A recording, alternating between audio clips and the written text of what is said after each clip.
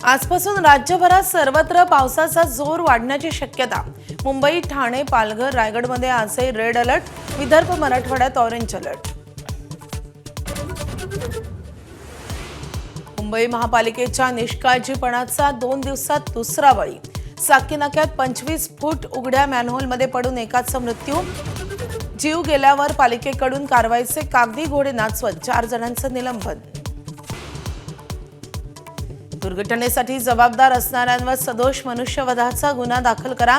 विरोधकांसह सत्ताधारी उपमहापौरांची मागणी। तर मृताला बाहेर काढण्याआधीच वरून जाळी लावण्याच्या प्रकाराची चौकशी करण्याचं महापौरांचं आश्वासन। उद्धव ठाकरेंची आज पत्रकार परिषद। सचिन अहिर यांनी साथ सोडल्यानंतर उद्धव ठाकरेंची प्रथमच पत्रकार परिषद। ऑपरेशन टायगरसह मुंबईतल्या दुर्दैवी मृत्यूंवरून धडाडणार तोफ।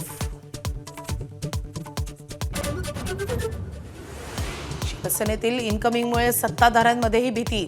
शिंदेचे नेते बच्चू कडूंनी मित्रपक्षांना डिवचलं, तर नावाप्रमाणे कडू बनू नये, भाजपचा जळजळीत पलटवार। शिवसेनेत उपमुख्यमंत्री एकनाथ शिंदे भाकरी फिरवण्याच्या तयारीत। पावसाळी अधिवेशनानंतर पक्षांतर्गत निवडणुकांचे वेध। आयोगाच्या नियमानुसार पक्षाची रूपरेषा बांधणी होणार। निलंगा तालुक्यात 7 दिवसात 4 शेतकऱ्यांच्या आत्महत्या। कृषी दिनाच्या दिवशी शेतकऱ्यांना संपवलं जीवन। सावकारी कर्ज पावसाने फिरवलेली पाठ, यामुळे टोकाचं पाऊल। महिला शेतकरी सक्षमीकरण विधेयक विधानसभेत मंजूर। शेतीपूरक व्यवसाय करणाऱ्या महिलांनाही शेतकऱ्यांचा दर्जा मिळणार, तर महिलांची मतं मिळवण्यासाठी खटाटोप। जयंत पाटलांचा आरोप। मुंबईतील लोकल प्रवाशांसाठी मोठी बातमी। लोकलमधून धारदार शस्त्र आणि अवजारं नेण्यास मनाई। रेल्वे स्थानकांवर होणार प्रवाशांच्या बॅगांची तपासणी।